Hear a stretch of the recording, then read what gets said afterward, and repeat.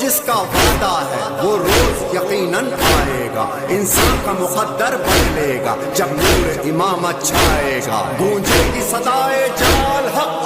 علی اکبر کو جب جنگ کی اجازت مل گئی تو مولا حسین نے اپنے کڑیل جوان علی اکبر کو گھوڑے پر سوار کرایا۔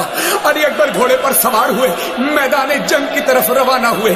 علی اکبر کے گھوڑے نے چلنا شروع کیا، ادھر پیچھے پیچھے حسین چلے۔ علی اکبر کے گھوڑے کی رفتار تیز ہوئی، ادھر حسین کے قدموں کی رفتار بھی تیز ہوئی۔ جب علی اکبر نے قدموں کی آہٹ سنی، مڑ کر دیکھا تو بوڑھا باپ پیچھے پیچھے چلا آ رہا ہے۔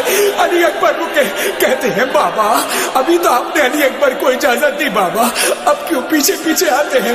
مولا کہتے ہیں علی اکبر ارے کاش تیرا کوئی جوان بیٹا ہوتا تو میں تجھ سے پوچھتا کہ جب کوئی جوان بیٹا مرنے جا رہا ہو تو باپ کے کلیجے پر کیا گزرتی ہے بیٹا؟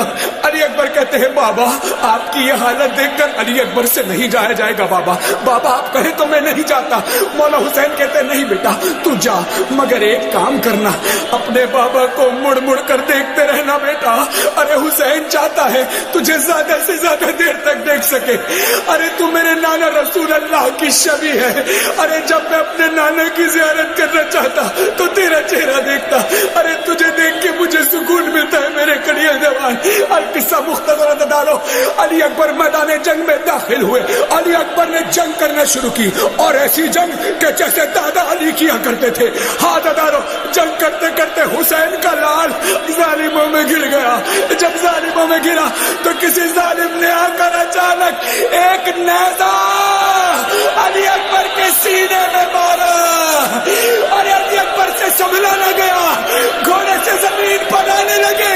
آتے آتے بابا کو سزا دی، یا بدو علیکہ منی السلام، اے بابا علی اکبر کا آخری سلام قبول کیجئے۔ ادھر جوان بیٹے نے صدا دی، ادھر سے بوڑھا باپ حسین میدان کی طرف چلا۔ ارے کس طرح سے حسین آتے ہیں، کبھی گرتے ہیں کبھی اٹھتے ہیں، کبھی گرتے ہیں کبھی اٹھتے ہیں۔ ارے حسین کی بینائی چلی گئی، ارے حسین کبھی دائیں طرف جاتے ہیں کبھی حسین بائیں طرف جاتے ہیں، اور بس یہ کہتے ہوئے جاتے ہیں آئینہ آئینہ علی اکبر،